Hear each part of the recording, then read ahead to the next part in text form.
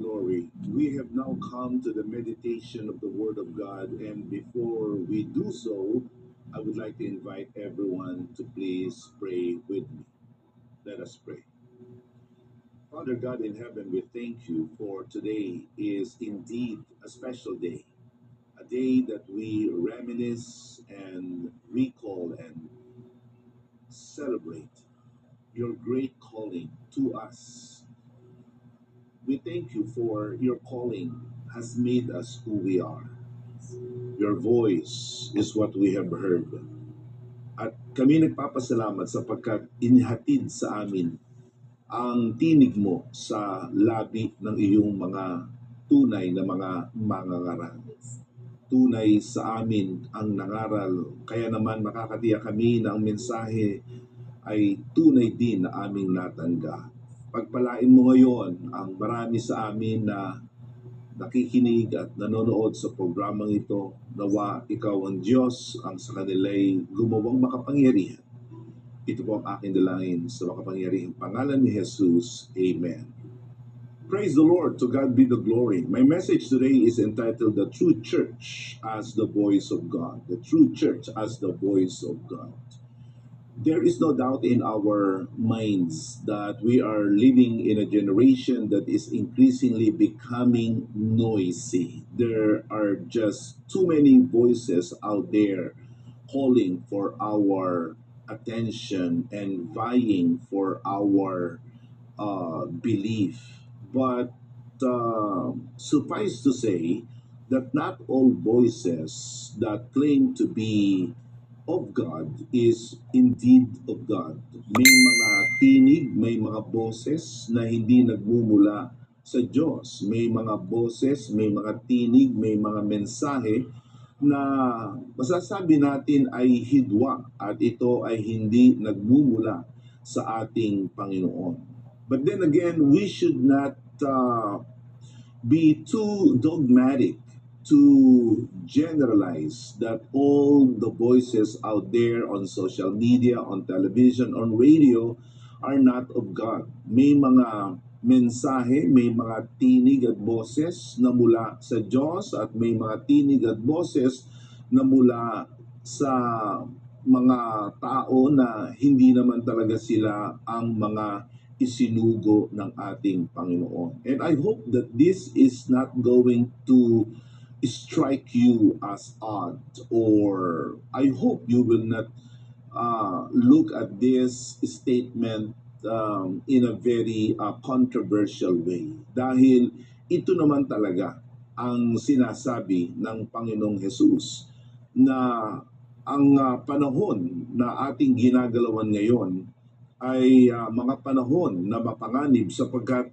mayroong mga masasabi nating hidwang mga mangangaral o hidwang mga boses na mangangaral, subalit ang kanilang pangangaral ay hindi talaga ang pangangaral na mula sa Diyos. In the book of Matthew, in chapter 24, we read that even in our times, there will be false teachers that will be posing to be true preachers of God, but in reality, they are not of God. We can see that here in the book of Matthew, in chapter 24, here in verse 11.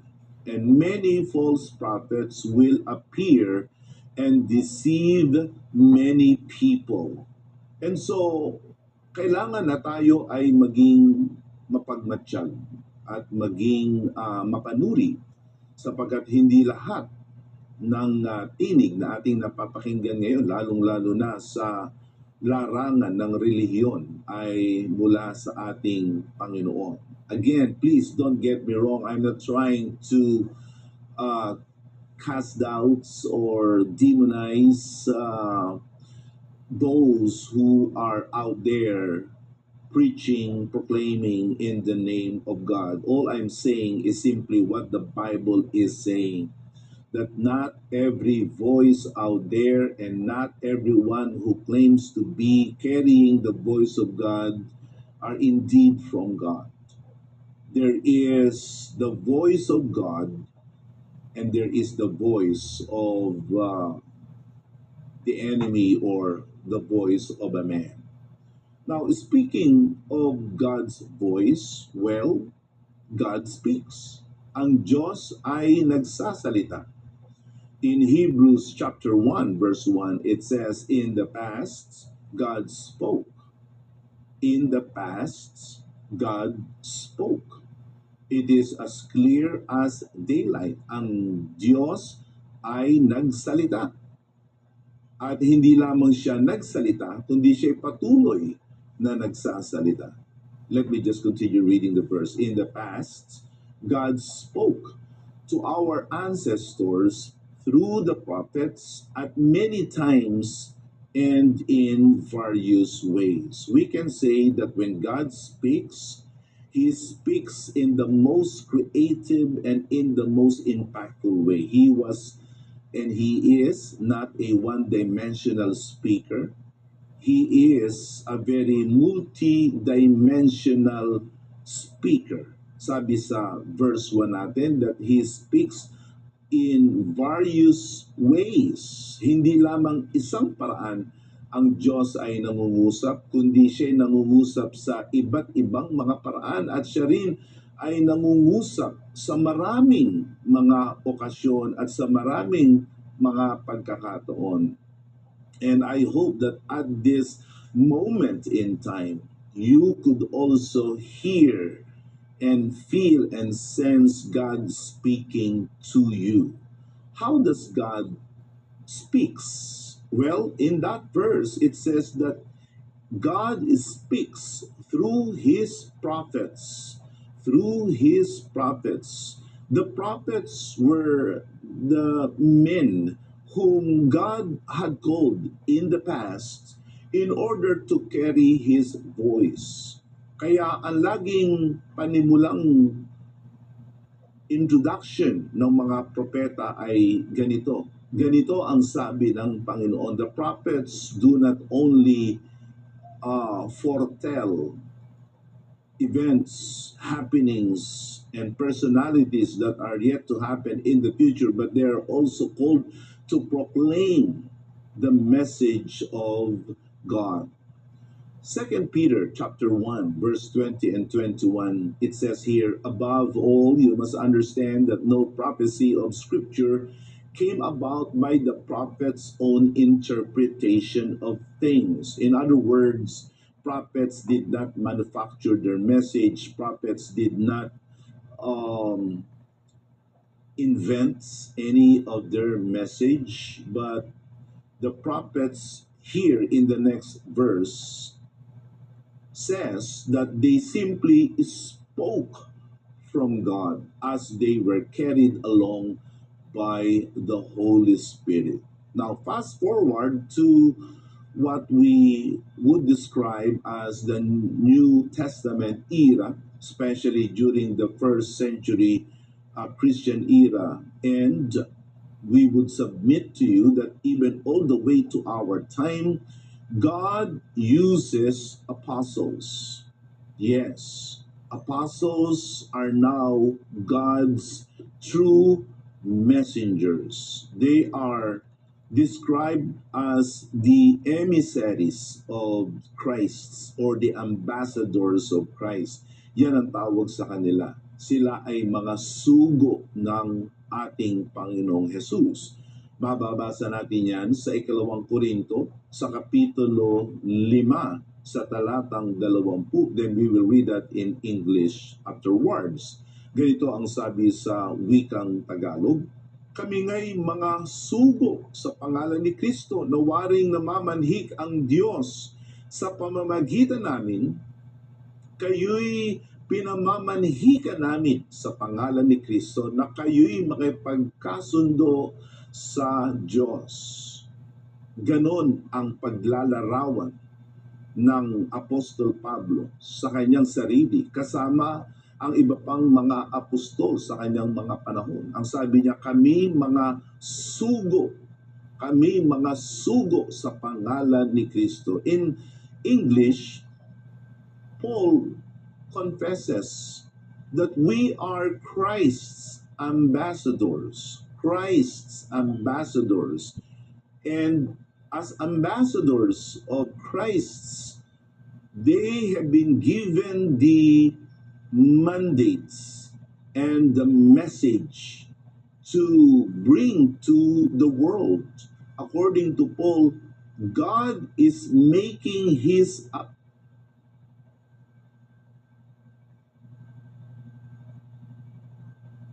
nagloloko-loko po yung sounds.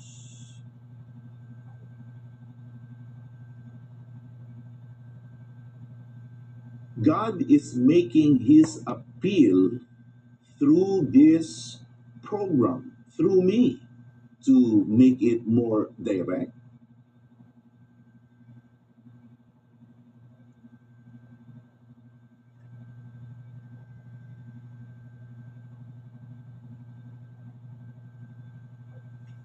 I am bringing to you not my message, but the message of the Lord Jesus Christ. And his message to you right now is to be reconciled with God. Na tayo ay magkaroon ng pakikipagkasundo sa ating Panginoon. But I would like to also add that collectively, the true church of the Lord Jesus Christ is also God's voice in our time and in our generation. Yan po ang katotohanan na ang kabuuan ng tunay na kalipunan at iglesia ng Diyos, sila po ngayon ang kumakatawan sa tinig at boses ng ating Panginoon.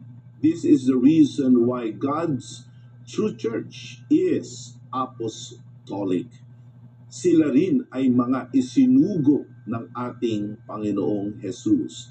In the book of Ephesians, in chapter 3, in verse 10, it says, his intent was that now, through the church, the manifold wisdom of God should be made known to the rulers and authorities in the heavenly realms. God's intent, God's purpose is through the church, the manifold wisdom of God should be made known. The church is meant to be the carrier of God's voice, and the church's purpose and mandate is to carry that message, that wisdom from God. And speaking of wisdom, the wisdom of God is actually personified and embodied no less than by Jesus Christ Himself. Kaya iyan ang tunay na mensahe ng Iglesia ng Panginoon, na ang Panginoong Jesus ang maipangaral ng tunay na kalipunan at tunay na Iglesia ng Panginoon. This explains now the reason why the church is also described as the letter or the epistle from Christ. It's a very interesting metaphor to describe the church, ang iglesia bilang isang liham na mula sa ating Panginoon. Let me read that in 2 Corinthians chapter 3 verse 3. You show that you are a letter or an epistle from Christ, the result of our ministry, written not with ink, but with the Spirit of the living God, not on tablets of stone, but on tablets of human hearts. The church is a letter from Christ.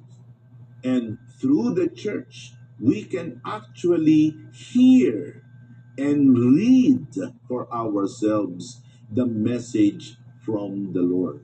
If the world desires to know more about Christ, if the world seeks to understand more the heart of God, the mind of God, well, the church must be able to explain and communicate the voice of God in our time. This is why in the PMCC Fourth Watch, we are driven to always preserve the message from God, because we cannot allow ourselves to be compromised. That's why the church must always preserve our message. And before I talk about how we can preserve the message of God in us, this is why in John 17:20, that the church of Jesus Christ must never lose our zeal to preach the gospel. In 17:20 of John, my prayer.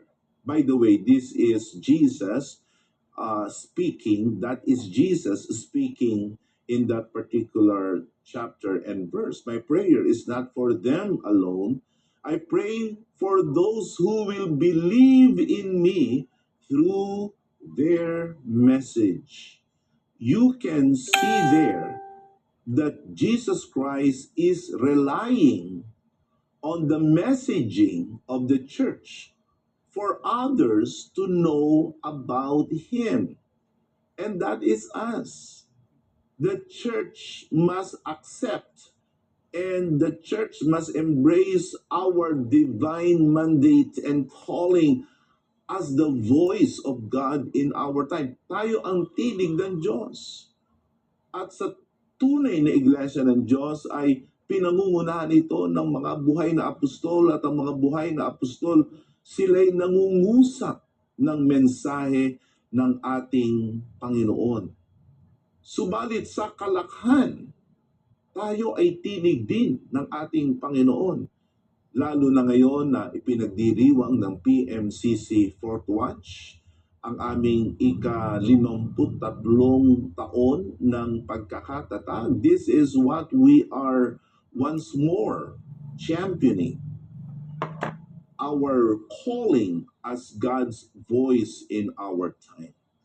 At marami pa ang mas makikinig, marami pa ang sasampalataya. Those people who are yet to believe in Jesus through our message, that could be your family members. That could be your friend. Or that could be an ordinary, person or a total stranger. Sila ang dapat makapakinig. Sila ang dapat maniwala. At bago sila makapaniwala, kailangan nila na marinig ka.